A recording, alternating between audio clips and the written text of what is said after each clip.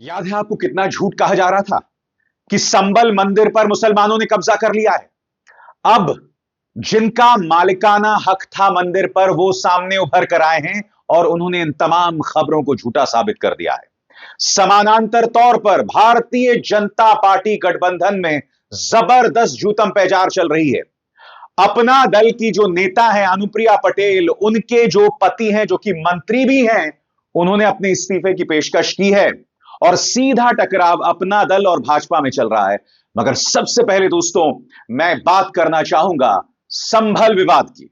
स्वागत है आपका न्यूज चक्र में। मैं अभिसार शर्मा और आज ये बहुत बड़ी खबर है आपके सामने। आपको समझना पड़ेगा दोस्तों कि किस तरह से संभल के मामले को किस तरह से योगी प्रशासन ने मिस हैंडल किया। उसी के चलते गोलीबारी में 5 लोग मारे गए। प्रशासन चाहता तो मामला शांतिपूर्ण ढंग से चल सकता था, मगर माहौल को किस तरह से उग्र किया गया यह आप और हम सब जानते हैं। और उसके बाद लगातार प्रचार तंत्र इस बारे में लगा हुआ रहा कि किस तरह से संबल मंदिर पर कब्जा कर लिया गया है। और आप देखिए किस तरह से समाचार एजेंसी एएनआई लगातार इस तरह की खबरों को प्रचारित कर रहा था, इसका प्रसार कर रहा था कि मंदिर पर कब्जा कर लिया गया है, मुसलमानों ने मंदिर पर कब्जा कर लिया है। और न सिर्फ ये बल्कि भारतीय जनता पार्टी का प्रचार तंत्र इसमें लगातार लगा हुआ था, क्योंकि उन्हें 2 झटके पहले मिल चुके थे। पहला, सुप्रीम कोर्ट ने अपने आदेश में कहा था कि संभल की शाही जामा मस्जिद का जो सर्वे चल रहा है, आगे कोई और निर्णय नहीं लिया जाएगा और सर्वे को लेकर कोई भी रिपोर्ट बंद लिफाफे में दी जाएगी। इसके बाद याद कीजिएगा, सुप्रीम कोर्ट के सामने पूजा स्थल अधिनियम 1991 को चुनौती देने वाली याचिका आई। तब सुप्रीम कोर्ट ने अपने आदेश में कह दिया कि अब कोई और नया मंदिर मस्जिद मामला सामने उभर कर नहीं आएगा। यानी यह दोहरा झटका। और अब भारतीय जनता पार्टी का जो दुष्प्रचार है वो भी धराशायी हो गया है संभल मंदिर को लेकर। मैं आपको बतलाना चाहूंगा कि एबीपी न्यूज चैनल ने रस्तोगी परिवार का इंटरव्यू किया है और यह वो क्लिप है जिसमें वो इंटरव्यू लिया जा रहा है। मैं आपको सिलसिलेवार तरीके से बताना चाहता हूं कि इस इंटरव्यू में दरअसल उन्होंने क्या कहा है, एक एक करके आपके स्क्रीन पर। पहली बात, हम किसी के डर से घर छोड़कर नहीं गए, क्योंकि याद कीजिएगा दोस्तों किस तरह का दुष्प्रचार किया जा रहा था कि मुसलमानों के डर से इन्हें अपना घर छोड़कर जाना पड़ा। सरासर गलत।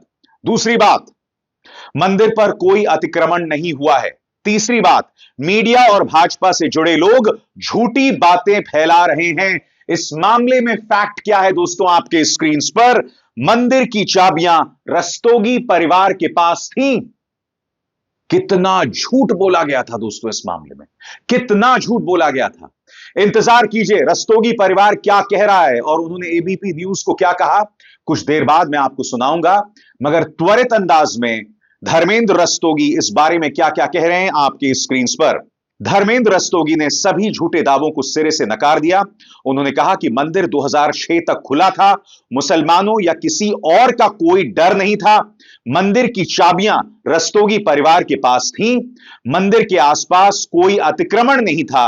मंदिर के बगल में बना कमरा भी उन्हीं ने बनवाया था। धर्मेंद्र रस्तोगी और उनके बेटे का कहना था, स्थानीय मुसलमानों का कभी डर नहीं रहा।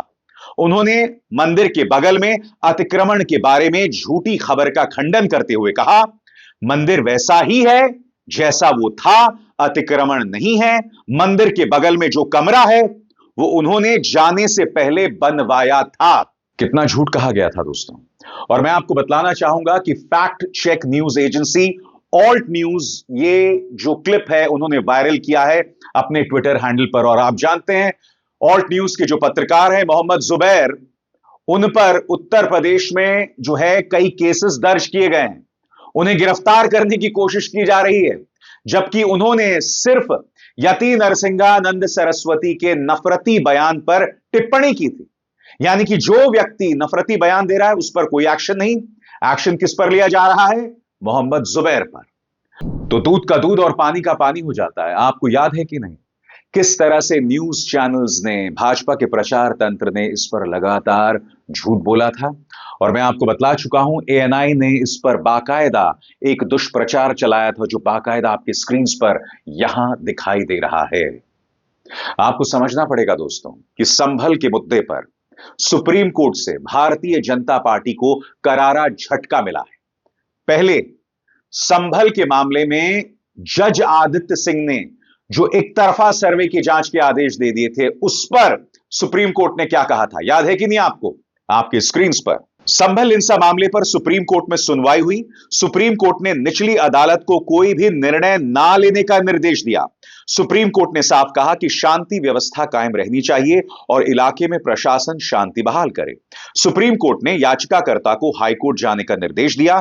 कोर्ट ने कहा इस मामले में निचली अदालत के आदेश पर कुछ आपत्तियां हैं, हाईकोर्ट की इजाजत के बिना कोई एक्शन ना हो। कोर्ट ने याचिकाकर्ता से पूछा कि आप हाईकोर्ट क्यों नहीं गए, और इसके अलावा दोस्तों आप जानते हैं यह भी कहा गया कि जो भी सर्वे है वो आप बंद लिफाफे में हमें देंगे। और फिर याद कीजिएगा, अदालत में यानी सुप्रीम कोर्ट में पूजा स्थल अधिनियम 1991 को चुनौती दी जाती है और उस पर सुप्रीम कोर्ट जो अपना शुरुआती आदेश जारी करता है, सरकार से भी उन्होंने कहा है कि 8 हफ्तों में हमें आपका जवाब चाहिए। मगर जो शुरुआती आदेश था वो क्या था, ये देखिए, कोई नया मंदिर मस्जिद मुकदमा दायर नहीं किया जाएगा। वर्शिप एक्ट पर सुनवाई के दौरान बोले chief justice of India Sanjeev Khanna.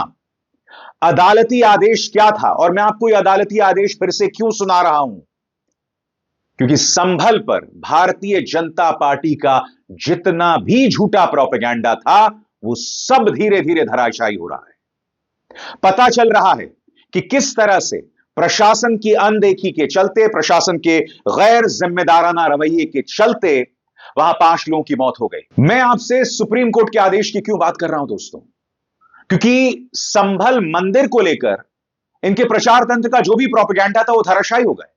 खुद मंदिर के जो मालिक हैं वो सामने आ गए और उन्होंने कहा कि मुसलमानों ने कोई अतिक्रमण नहीं किया। मगर लगातार इस प्रचार तंत्र की कोशिश है कि माहौल को भड़काया जाए। मैं समझना चाहता हूं क्यों। याद कीजिएगा, जब पूजा स्थल अधिनियम 1991 सुप्रीम कोर्ट के सामने पहुंचा, तब सुप्रीम कोर्ट ने क्या कहा, आपकी स्क्रीन पर। भारत के सर्वोच्च न्यायालय ने भारत में किसी भी पूजा स्थल के खिलाफ सर्वेक्षण आदेश पारित करने पर रोक लगा दी। भारत के मुख्य न्यायाधीश संजीव खन्ना की पीठ ने पूजा स्थलों से संबंधित किसी भी नए मुकदमे के पंजीकरण यानी रजिस्ट्रेशन पर भी रोक लगा दी और अदालतों को चल रहे मुकदमे में कोई भी प्रभावी अंतिम या अंतरिम आदेश पारित करने से भी रोक दिया। आदेश सुनवाई की अगली तारीख तक प्रभावी रहेंगे।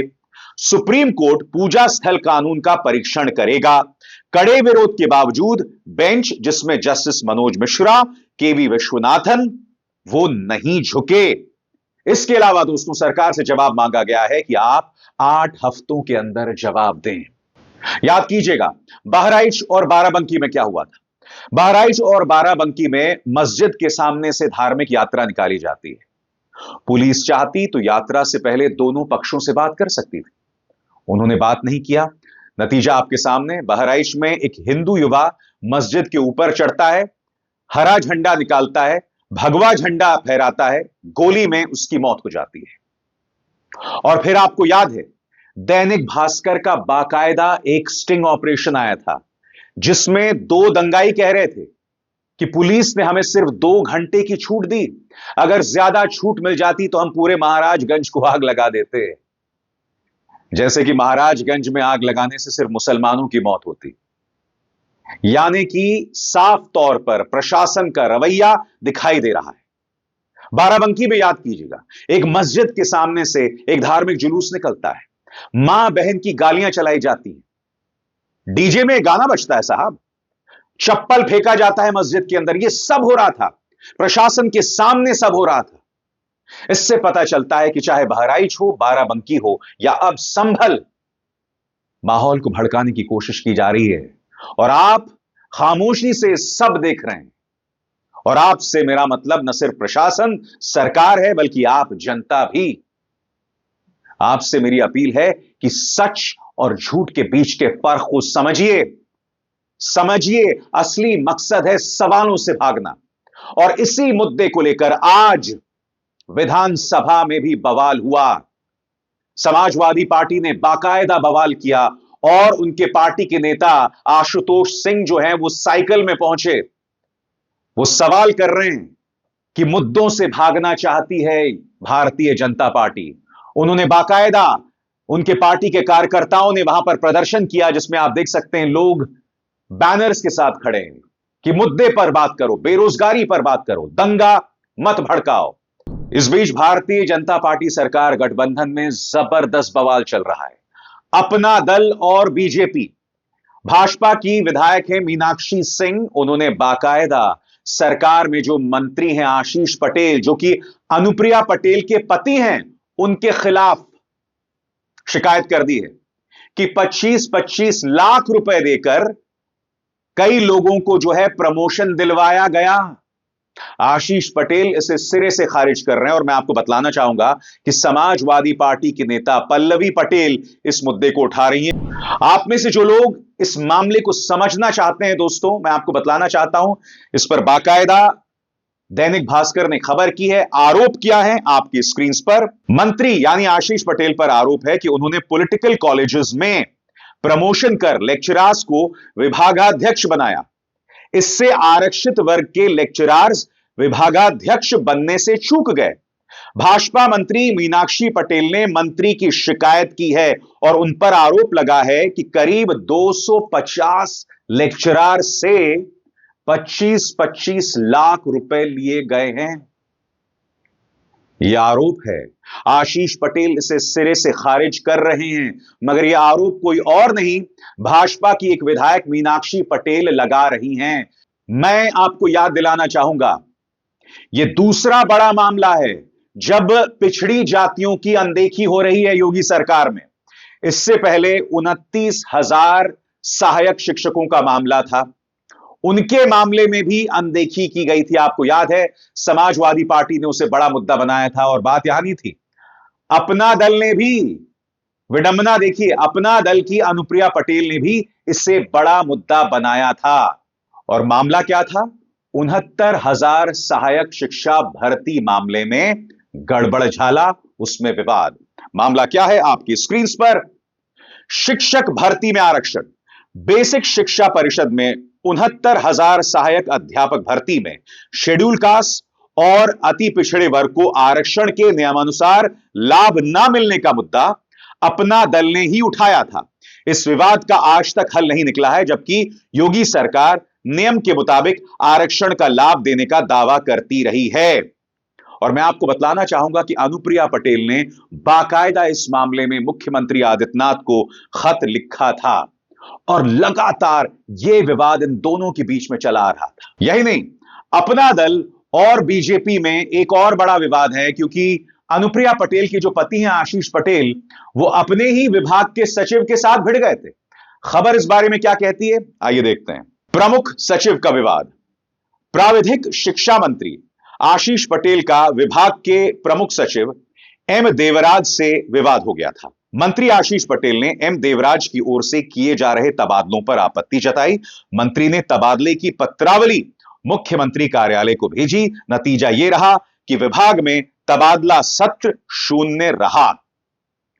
तो आप देख सकते हैं दोस्तों, कितने सवालों के जवाब हैं जो सरकार को देने हैं। मगर मुख्यमंत्री आदित्यनाथ क्या कहते हैं कि विपक्ष तैयारी के साथ मैदान में उतरे हैं। अंदाजे बयां देखिए। Deputy chief minister Keshav Prasad Maurya ने भी कहा है कि सरकार हर मुद्दे का जवाब देगी। जाहिर सी बात है, इस मुद्दे को लेकर समाजवादी पार्टी उग्र बनी हुई है। पार्टी के नेता शिवपाल यादव ने कहा है कि राज्य में कई मुद्दे हैं और भाजपा सरकार सदन नहीं चलाना चाहती। अगर सदन नहीं चलेगा तो हम ये मुद्दे कैसे उठाएंगे? विपक्ष सदन चलाने को तैयार है। हम सभी मुद्दों पर चर्चा चाहते हैं। मौजूदा सरकार आज तक की सबसे भ्रष्ट और धोखेबाज सरकार है। तो आज दो चीजें साफ तौर पर उभर कर आती हैं। पहला, भारतीय जनता पार्टी की नफरती राजनीति का एक्सपोजे, उसका सीधे तौर पर पर्दाफाश। दूसरा, मुद्दों से किस तरह से भाग रही है भारतीय जनता पार्टी। और तीसरा, किस तरह से उसी के गठबंधन में सिर्फ टव्वल चल रही है और आने वाले दिनों में इसका जबरदस्त परिणाम होने वाला है। अभिसार शर्मा को दीजिए इजाजत। नमस्कार।